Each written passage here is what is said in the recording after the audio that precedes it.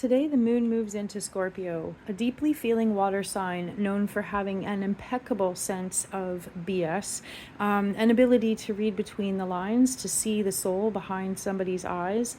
Ooh. When the moon is in Scorpio, these can be really intense times.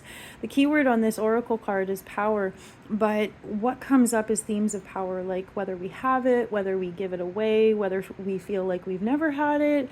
And so sometimes these can become really deep thoughts. Scorpio is associated with the 8th house in astrology. That's life, death, rebirth, karmic patterns. Oh, the deepest of the deepest thoughts, right? Now, what's really interesting about the combination of the moon being in Scorpio and the sun being in Virgo is that these two zodiac signs are actually really deeply linked in mythology.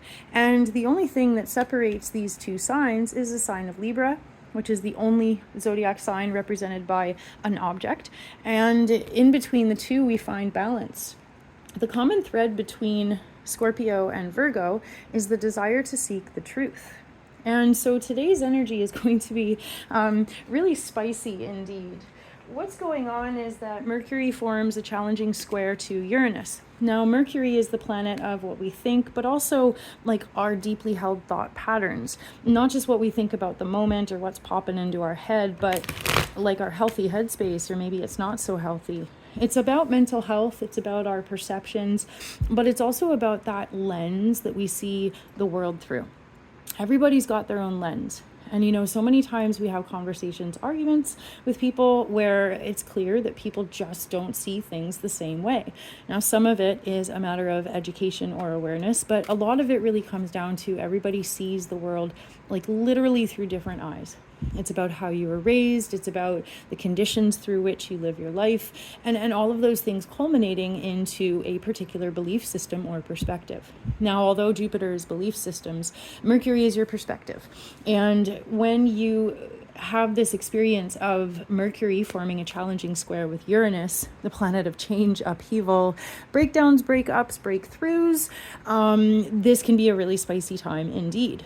A square is a challenging angle that represents kind of like an obstacle that needs to be overcome. It can be also manifested or experienced like something coming to a head, a peak of conflict, so to say. Mercury represents also how we talk to people, the conversations that we get in.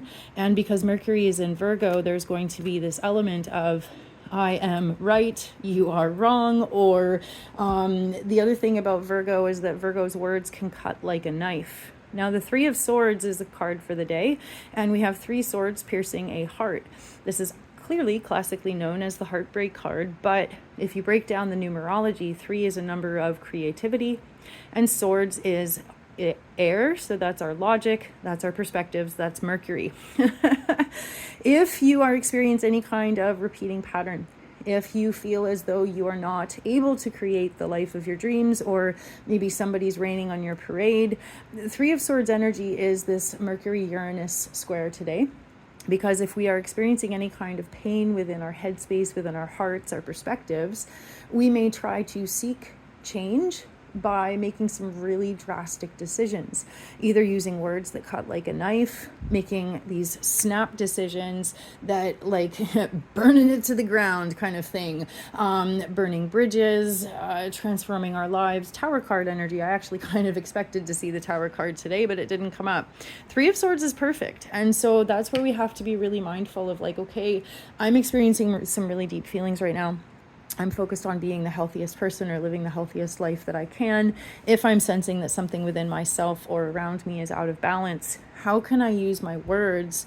How can I look at my perspectives or focus on my mental health in order to affect the change that I really want to see? Not change that's going to create an instant change, but maybe be regretted later, like healthy, constructive, positive change. Obviously, sometimes things need to be torn down. And sometimes in order to achieve a positive, happy ending, we got to burn some shit to the ground, right? But my suggestion today is please do be mindful of these 3 very important factors that are all kind of combining in the perfect storm. So yay, good luck out there. I really do have so much more to tell you about the peak of energy that's happening right now, the full moon lunar eclipse that is happening on the 17th. There's so much going on. And I've got detailed horoscopes for all 12 signs on my YouTube channel. You should definitely go check those out. This is a peek of the energy today. It's highly, highly combustible. So please do be careful out there. Watch your words, think before you speak. And if somebody wants to take out their rage on you, you don't have to take it. Don't necessarily fight back, but boundaries, walk away, run away, call a friend. You know what I mean? Okay. Anyway, love you guys. Thank you for being here. I'm Erin. I'm Queen Bee Tarot, and I'll see you next time.